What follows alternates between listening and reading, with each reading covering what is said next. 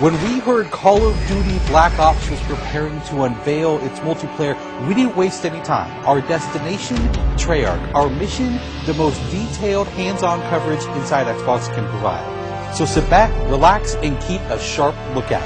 Every feature you hear about in this preview has never before been done in a Call of Duty game.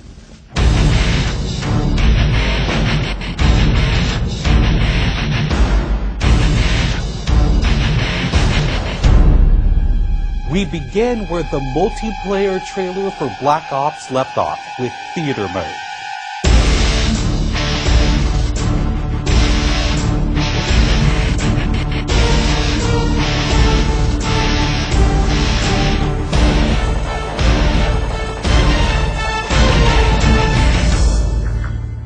Dan Bunting explains.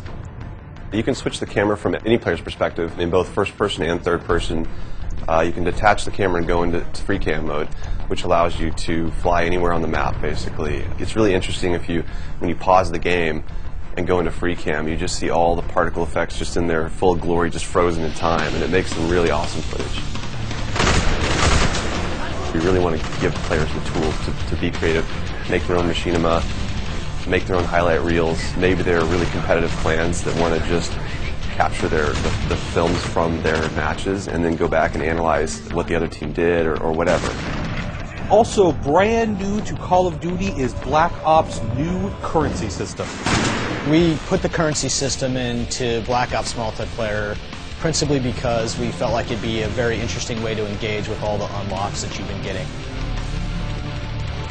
So one of the things that's really fun about currency is instead of being specifically told at a specific level what you're going to get, we're unlocking features by level, but then once the feature is unlocked, you can purchase any component of that feature with the currency directly.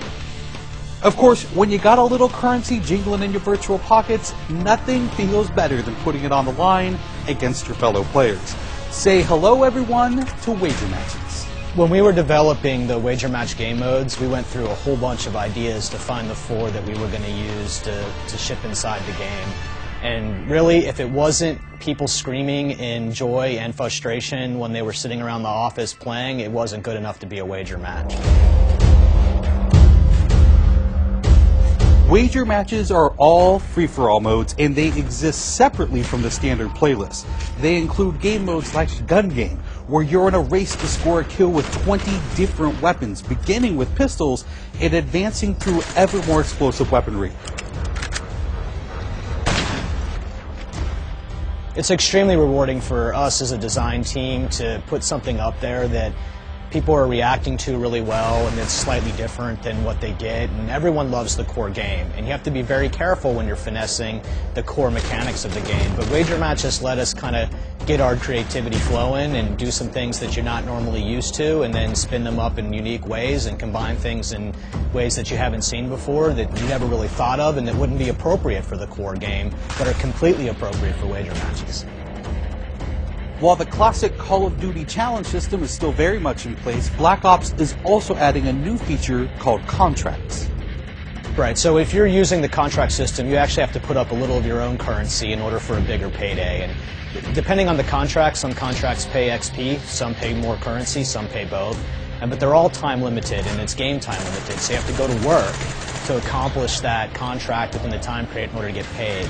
It's different from the challenges, in so much that the challenges some players like to use very aggressively, and they map out their path through the challenge system in order to maximize their XP gains, in order to level faster. And then a whole nother set of players uses the challenges sort of passively. They're there, when you get them they feel good, but contracts gives you a way to directly engage with the content inside the game.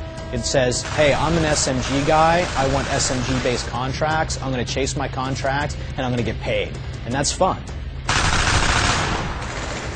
Another focus for Black Ops is player customization, including things like unlockable face paint, unique perk-specific character models, and a whole lot of weapon customization. We've been we stole the line from Full Metal Jacket, this is my weapon, this is my gun, and we're chanting that around the office as sort of our mantra for this feature. Originally it started with one of our designers he just made kind of an offhand comment one day where he said, you know, I really have a certain attachment to the weapon that's my favorite. I want to make that weapon mine, and that was all it took. So from there it was just, what are the things that are cool? It's like, put your clan tag on your gun, of course. And we've got, the emblem editor by itself is an element of creativity for players.